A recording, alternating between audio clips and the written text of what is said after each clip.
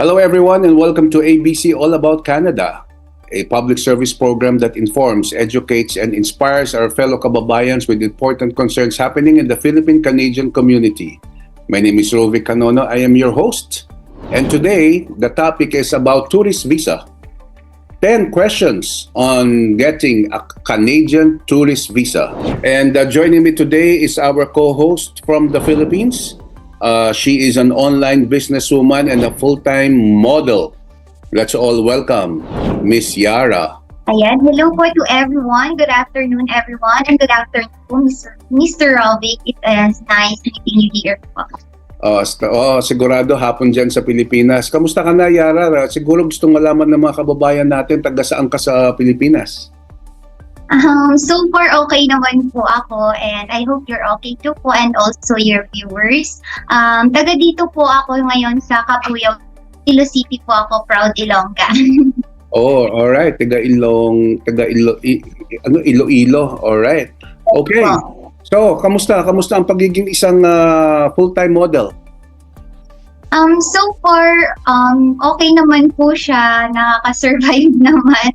Pero ngayon medyo nakaka-challenge lang kasi marami ng pagkuhang mga models. So, kailangan natin i-maintain yung ating beauty and at the same time yung ating skills. Sana, thank you so much for joining us at napakagandang topic yung iyong pagkuha ng tourist visa dito sa Canada, and we hope to see you here in Canada. So, mga kababayan, si Yara po ay mag-i-inquire sa kanyang pagkuha ng isang tourist visa, kaya po meron tayong 10 questions para din sa inyong kaalaman. So, papasok na tayo sa 10 questions. Doon muna tayo sa first question, Yara. So, yun nga po. Thank you po so much for this. Finally, magkakaroon na po ako ng idea how to get a Canadian tourist visa. So, my questions po, ito, yung number 1. What are the requirements kaya?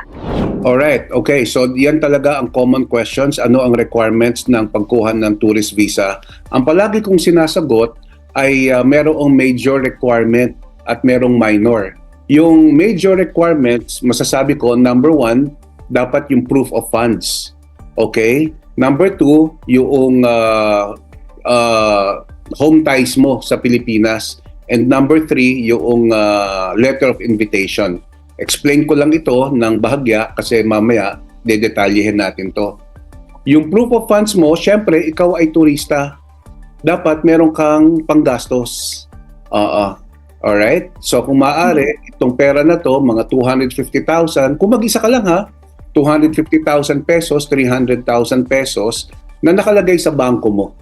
Alright? Nang mga nakaraang buwan. Hindi lang isang buwan, kundi mga nakaraang buwan. Pangalawa, yung home ties. Okay? So siguro, isa sa home ties dito, yung tinatawag na meron kang negosyo na babalikan. Okay? Or meron kang trabaho na babalikan. Kaya makakakuha ka dapat ng work certificate. Alright? Pangatlo naman, yung tinatawag na letter of invitation. Kung meron kang kakilala rito, kamag-anak, kaibigan, classmate, kababata, na magbibigay sa'yo ng letter of invitation, mas maganda yon. Yun ang tinatawag ko na major. Yun namang ibang requirements, minor, yan yung NBI clearance, yan yung birth certificate, yan yung meron kang digital immigration ID, ano pa? Ayan, basically yan ang mga paunang requirements na dapat meron ka. So, medyo may pasikot-sikot din pala. Kailangan may savings po pala talaga tayo. Oo, kasi talagang syempre pag turista, kailangan talaga may panggastos. Yes. Kahit saan. So yun na nga sinasabi ko, at least mga 250,000 to 300 minimum. Okay po. So, my second question, how long is the process po kaya? Okay, so normally, sa experience ko, 30 days, meron ng desisyon. Okay? And minsan, 45 days ang meron ng desisyon. So, hindi tumatagal. 30 to 45 days, minsan mas mabilis pa. 20, 25 days, meron ng desisyon. Oh, nice. Oo. So, minsan saglit lang po pala yung waiting time, ano? Oo, so pag meron ka ng desisyon na, kasi ang pinakamangyari dyan, magpa-file tayo. Okay? Yung application mo. Kinabukasan o after 2 days, lalabas na yung biometrics na tinatawag. Mamaya explain natin yon. Tapos, maghihintay na tayo. After mo mag-biometrics, maghihintay na tayo ng desisyon. Pag positive yung decision, ibig sabihin, hinihingi na nila yung passport mo, padadala mo na yung passport mo sa VFA dyan sa Pilipinas. At pag sinoli na sa iyo ng courier, ay meron na ang tatak ng visa yon. Hmm. Nice. Alright. Okay, so siguro papasok na tayo sa third question. Okay po. So, my third question, and I think this is the most important for me. What are the fees? Okay, syempre, maliban doon sa professional fee ng na minimal lang naman ng mga immigration consultant, meron tinatawag na government fees. Oo. Okay, so dalawa lang naman yon, yung government fees na yon. Number one, yung filing fee na panturis, 100 Canadian dollars. So mga times 40, 41, 42 sa pesos yon. Plus yung $85 na biometrics fee. So basically 185. Plus yung bayad doon sa immigration consultant na tutulong sa'yo. Ngayon, syempre, yung pagkuha mo ng birth certificate o kaya kung may asawa ka, marriage certificate, yung digital photo mo, yung NBI clearance mo, syempre, sagot mo na yon. So, bale, kailangan talaga ng savings and also preparations for the... may konting gastos. Yung visa naman, pag nakuha mo, 10 years yon. Sulit na rin. Hindi na uso yung one-time entry lang. 10 years na pabalik-balik ka, pwede mong gamitin, in and out ka ng Canada. Kaya yung 185, masasabi kong sulit na rin naman. Yes po. And I think worth it naman po pagdating dyan sa Canada eh. Of course, oo. Kaya iniintay ka na rito. Yes po. So, for my fourth question po, what is biometrics na nabanggit niyo kanina? Okay, so kunwari, final na natin yung application mo na kasama na yung bayad na 185. So kinabukasan, baka magpapadala na or maximum na 2 days, makakatanggap na tayo ng sulat. Nagre-request na mag-biometrics ka. Ano ba yung biometrics? Yung biometrics na yon, pupunta ka, for example, kung nasa Luzon ka, sa Makati Avenue, ang tawag VFA, office na accredited ng Canada, na pupunta ka ron, dala mo passport mo, dala mo yung biometrics letter na pinrint mo, wala ka nang babayaran, kukunan ka ng picture at saka magfi-fingerprints ka. Ganun lang siya kasimple, yun ang tinatawag na biometrics. So, pagpunta mo ron, wala ka nang babayaran, bawal magdala ng cellphone, bawal magdala ng bag. So, meron naman locker doon, pwede mong rentahan o kung may kasama ka sa labas, iwan mo muna ron. Yun lang, mabilis lang. Pero dapat magkukuha ka muna ng appointment para iniintay ka nila. So yun lang, kukuhanan ka ng picture at saka kukuhanan ka ng fingerprints. Yan ang biometrics. Pagkatapos mo niyan, ayan na, iniintay na lang natin. Tatakbo na yung magpa-process na yung application mo. Iniintay na lang natin yung desisyon. Okay po. Thank you so much for that po, Sir. And for my fifth question, what is a letter of invitation? Ayan, napaka-importante yan. Mas maganda asset doon sa application mo, meron kang letter of invitation na pwede magbigay sino? Kaibigan mo, kamag-anak mo, sinong kilala mo sa Canada, humingi ka ng letter of invitation. Ano ba yon? Para nakalagay lang, Immigration Canada, Embassy of Canada, I am a friend of Yara. She is my kababata, ganyan, and I would like to see her in Canada. Yung iba sinasabi pa, I will sponsor her board and lodging dito siya sa akin magstay. Meron akong extra room dito at ipapasyal ko siya sa ganito, ganyan mga lugar. Magpapakita rin siya ng ID. Okay? Kung sino siya. Alright? Yun. kasama sa application mo yon. Malaking tulong yon na meron kang tinatawag na letter of invitation. Gusto ng Canada na may kilala ka dito para hindi ka naman na parang totally mag-isa na walang kilala. So about that, just an additional question po. What if wala ka pong kakilala? How can I provide the letter of invitation? Pwede rin naman na wala kang letter of invitation kung talagang wala kang kilala. Yung iba mong requirements, doon titignan yon kung malakas talaga kung medyo maganda yung proof of funds mo, ibig sabihin malaki, kumbaga legitimate na hindi mo kailangan ng tutuluyan na bahay, kayang afford based doon sa proof of funds mo, afford mo mag-hotel, afford mo kumuha ng mga tours, ayan. Hindi mo na siguro kailangan ng letter of invitation. Marami ang naaprubahan ng wala namang letter of invitation. Ganun wala talaga silang kilala eh. 'Di ba? Oo, pero napakalaki kasi 'yon na napakalaking advantage kung meron ka. Yes po. And I think it's an advantage that I know po, Mr. Rocky. Oo. Maliban sa akin, meron ka pa bang kilala rito? Actually, wala po, kaya natanong ko rin po yung additional question. Oo, kung kilala mo na ako, edi pwede akong gumawa ng letter of invitation mo, di ba? Thank you. So, thank you for that po, Mr. Rocky. So, for my sixth question, do I need medical certificate?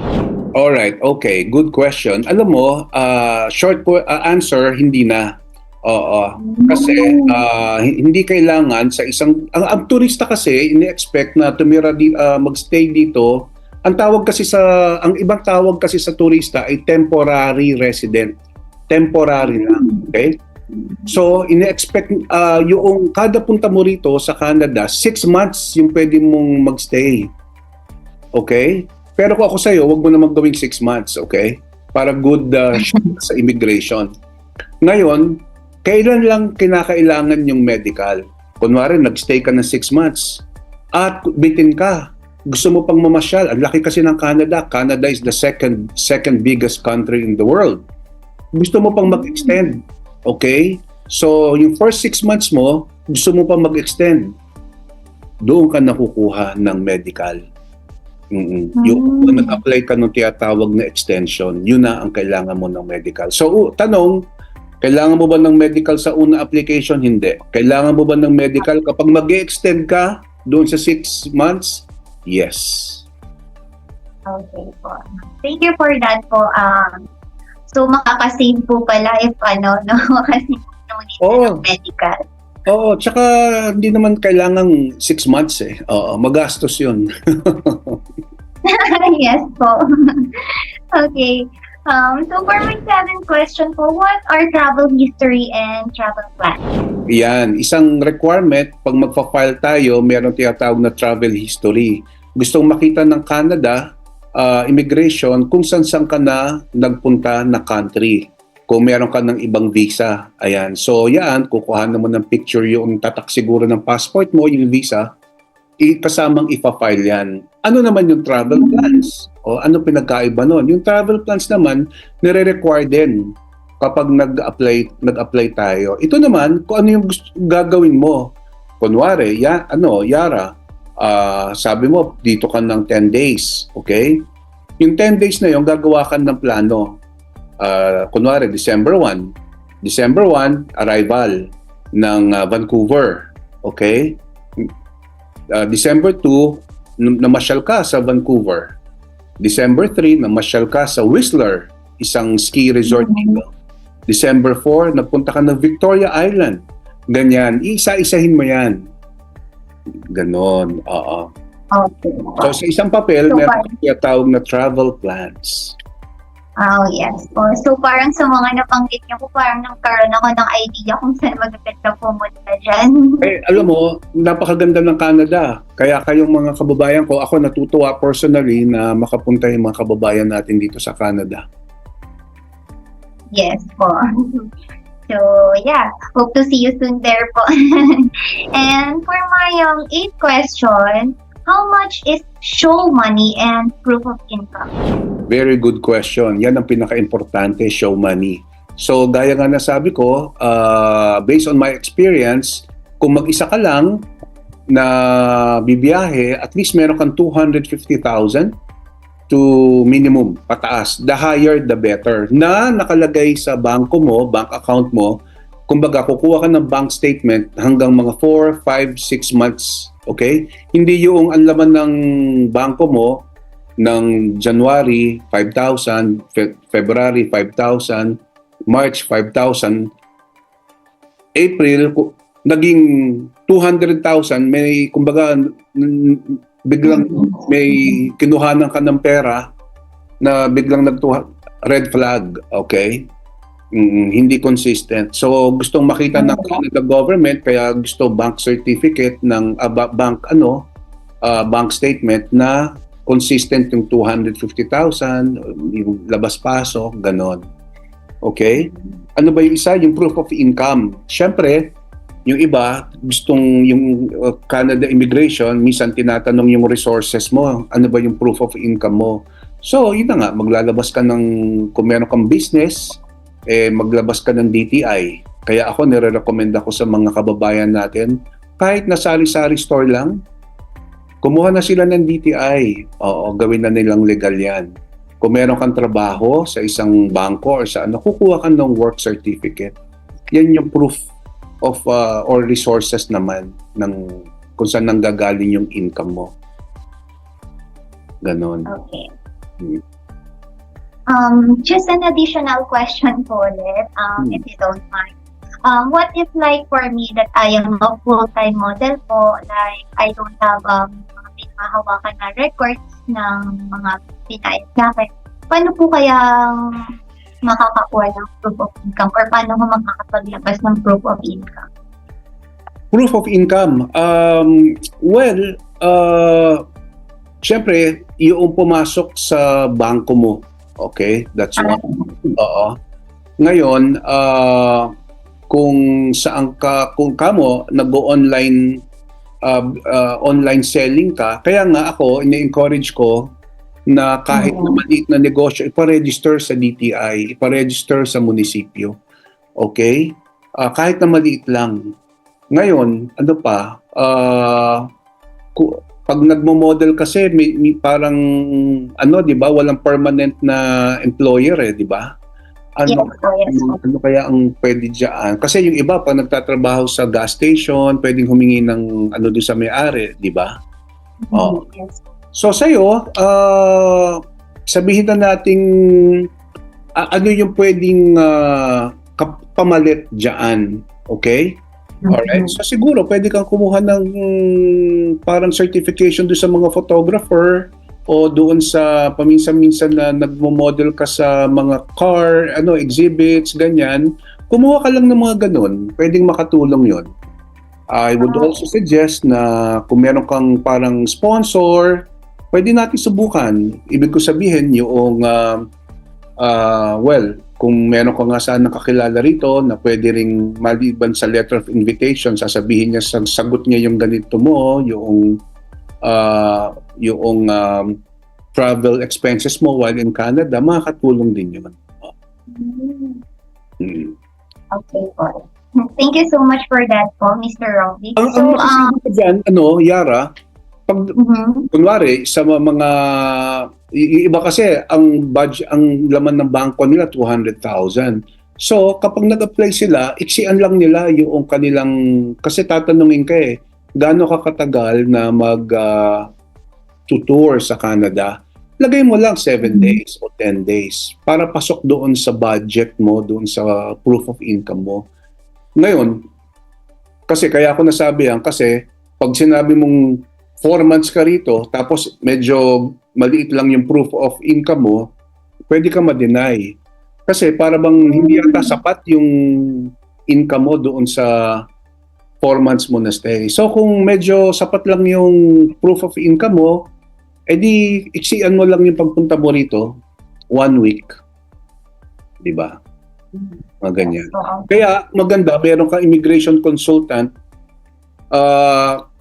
pwede kayo mag-brainstorm ng mga ideas kung paano lalakas yung application mo. O hindi dito kasi sa ating programa, syempre kapag pinag-usapan natin yan, baka tumagal tayo ng matagal, di ba? Yes po. Kaya kumbaga basic lang. Oh. Pero basta meron kang immigration consultant, matutulungan ka niyan sa mga ideas para lumakas yung application. Okay po. Thank you so much po, Mr. Roby. So, for my next question, which is parang na-mention nyo rin po earlier, what is home ties? Okay, so yung home ties nga, ano yun? Ano yung reasons mo para bumalik ng Pilipinas? Kasi baka sabihin ng Canada, Diyos ko, single to. Oo, baka hindi ito bumalik ng Pilipinas, ganyan. So, ano home ties mo? Oo. So, ang home ties mo, yun na nga, sana meron kang negosyo dyan na nakaregister, meron kang work na nakasulat doon sa certification na work certificate na yung trabaho mo nandun pa rin pagbalik mo ng Pilipinas, ganyan. Ano pa home ties mo? Meron kang hinuhulugang bahay, meron kang hinuhulugang kotse, meron kang, yung iba, pag may asawa sila at saka anak, maganda rin na yun ang home ties sila, may iwan. Yun munang lalaki ang magtutur o kaya yung mag-asawa magtutur, may iwan yung mga anak, home ties din yun. Ano pa ang home ties? Kunwari, ay yun na nga, meron kang career na napakaganda, fashion or full-time model. Pwede mo ipakita, meron kang schedule ng mga modeling and shooting, filming na mga schedules, ganyan. Yan ang mga home ties. Member ka ng organization na ganito, ganyan. Okay, iba nag-aaral sa Pilipinas, yan, part ng home ties yan. Yung iba, papakita yung picture ng aso, kahit na yung picture ng aso. Yes. Home tie, ano yun kasi dito sa Canada, Yes. part of the family. Mahilig ka ba sa aso? Yes, actually po, nandito po siya sa baba ko ngayon. Mamaya pakita mo sa amin. Yes, for sure. Ayan. So maganda talaga, meron kang immigration consultant para lahat niyan na possible home ties mo, maisa-isa yan. Okay po. So, thank you for that po. And for my last question, what is ETA? Alright, yung ETA naman, yung tinatawag Electronic Travel Authorization, binigay ng napakapalad ng Philippines, binigay ng Canada yan sa mga Filipinos na makapunta rito na hindi na kailangan kumuha ng Canada visa. Sino-sino yung mga yan? Number one, yung mga may US visa na yung kanilang US visa ay ang tawag dito ay ongoing pa. Expired, ganyan. Oo. So, pwede silang mag-apply ng ETA, $7 lang yan. Napakabilis, 5 minutes online. Sino pa? Yung mga Filipinos na nagkaroon na ng Canada visa. Alright? In the past 10 years, pwedeng mag-apply yan ng ETA. 5 minutes lang. $7 lang ang bayad. Meron na silang ETA. So, yung ETA na yun, ipapakita mo lang pero yun, ang usapan dyan, yan pupunta ka ng Canada via aeroplano. Hindi po pwedeng tatawid ka lang ng border, naka-kotse, naka-train, naka-ship, naka-cruise, hindi. Kailangan yan, aeroplano. Kung ikaw, pupunta rito from US, alam mo kasi ang Canada, katabi ang US, border lang. So, kung ikaw ay pupunta rito, ang gamit mo ETA, pero tatawid ka lang ng border, hindi po pwede yun. Kailangan mo na talagang visa. Okay. Ano pa? Yun na ba ang 10 sa ating 10 questions? Yes. Baka may dadagdag ka pa. Actually, may question lang po ako, siguro for our fellow Filipino citizen. Ang ask ko lang po, what if walang funds or hindi sapat yung funds? Okay, kung hindi sapat yung funds, ay maganda kumuha siya ng, yun na nga, may kakilala ka sana dito sa Canada na pwedeng mag-sponsor sa iyo somehow, pwedeng sumulat. Ilan ba yun? Pwedeng isa, pwedeng dalawa, siguro maximum na 3. Oo. Na susulat sila at may kalakip na ID at kung maaari may kalakip na proof of funds din nila, yung kanilang bank statements. So yan, kung mahina yung funding. Yung nga lang, baka yung iba, medyo, kumbaga 50-50, pwedeng ma-deny. Oo. Due to lack of funds. Oo. Kaya maganda,